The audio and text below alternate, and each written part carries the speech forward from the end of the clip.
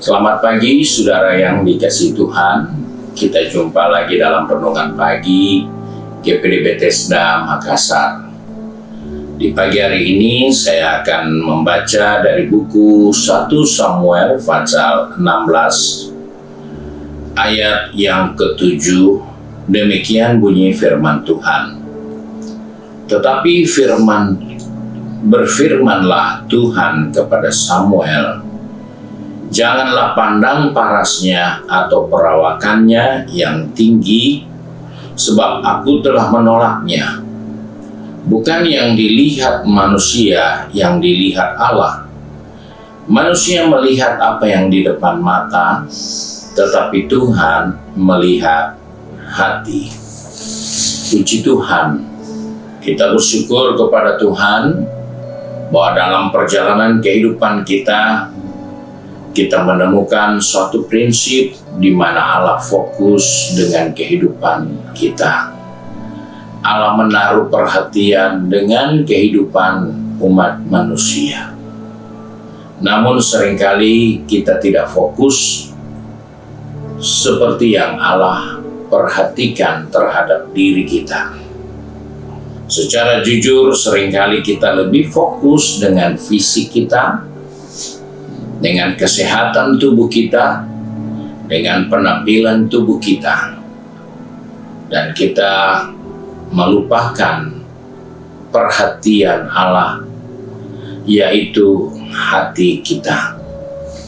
Sebab itu ketika Samuel akan memilih atau melantik raja yang akan menggantikan Saul, karena Saul telah ditolak Tuhan untuk memimpin bangsa Israel, maka Samuel yang telah melantik Saul terbawa dengan pola pertama, bahwa ketika Samuel harus melantik Saul atas permintaan orang Israel, maka Tuhan memilih seorang yang penampilan fisiknya sangat memuaskan, seorang yang kelihatannya cukup bagus dari sudut pandang fisik. Namun dalam perjalanan waktu demi waktu, ternyata fisik itu mengalami kegagalan, karena manusia luar tidak pernah bisa bertahan seperti manusia yang ada di dalam tubuhnya sendiri, yaitu manusia rohani. Itulah sebabnya di sini kita menemukan Tuhan harus berkata kepada Samuel sesuai dengan pengalaman masa lalunya, bahwa raja tentunya penampilan fisik jadi utama, tetapi Daud yang dipilih Tuhan memiliki fisik yang jauh berbeda dari fisik tubuh yang dimiliki oleh Saul. Oleh sebab itu dikatakan di sini, Tuhan tidak melihat seperti yang kita lihat. Karena kita hanya lihat dari fisik tubuh yang nampak ini, sedangkan Tuhan melihat yang jauh di dalam lubuk hati manusia. Sebab itu Tuhan lebih tertarik hati Daud daripada hatinya Saul. Saya percaya Saul punya hati, tetapi hati Daud lebih menarik di hadapan Tuhan, karena di dalam hatinya dia menaruh suatu prinsip yang seringkali kita lupa. Setiap perkataan Tuhan kutaruh dalam hatiku. Itulah yang membuat Daud menjadi orang yang berbeda dengan Saul raja Israel yang pertama, karena Daud berusaha untuk menaruh perkataan Tuhan di dalam hatinya. Kebanyakan kita menaruh perkataan Tuhan hanya pada pikiran kita, yang kita bisa perbicarakan, bisa perdebatkan, tetapi kita tidak sampaikan itu di dalam hati kita untuk jadi pegangan, untuk menjadi patokan. Karena hati jika tidak dipelihara dengan baik, maka kehidupannya akan rusak.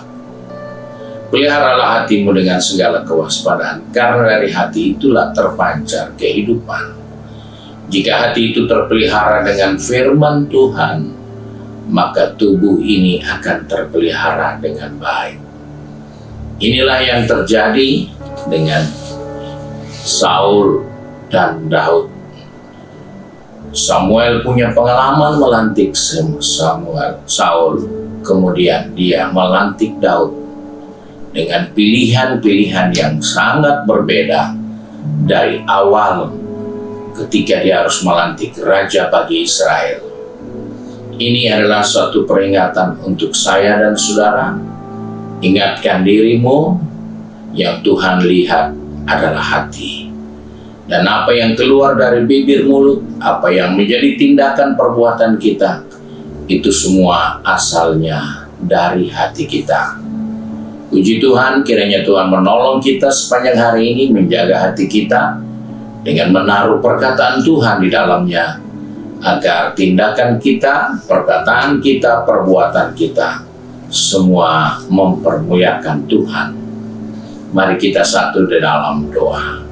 Kembali kami datang kepada Bapa di surga dengan mengucap syukur, karena pagi hari ini Tuhan mengingatkan kepada kami bahwa yang Engkau fokus dengan diri kami, bukan dengan kekuatan, bukan penampilan, bukan sehatnya kami, tapi bagaimana hati kami terpelihara dengan firman-Mu. Bagaimana hati kami yang menjadi perhatian Tuhan. Sebab itu Bapa, pegang tangan kami, atur langkah kaki kami, baik anak-anak-Mu yang sudah pergi bekerja, bisnis, studi, maupun yang sudah giat dengan kegiatan di rumah masing-masing. Tolong kami Bapa, supaya kami menjaga hati kami dengan segala kewaspadaan, tentunya dengan menyimpan firman Tuhan di dalam hati kami, sehingga kami boleh berkenan di hadapan-Mu, dan nama Tuhan dipermuliakan atas kehidupan kami. Terima kasih Bapa untuk berkat-Mu hari ini, sebab itu kami bersyukur dan berdoa di dalam nama Tuhan Yesus Kristus. Haleluya. Amin. Puji Tuhan, Tuhan Yesus memberkati kita, dan selamat pagi.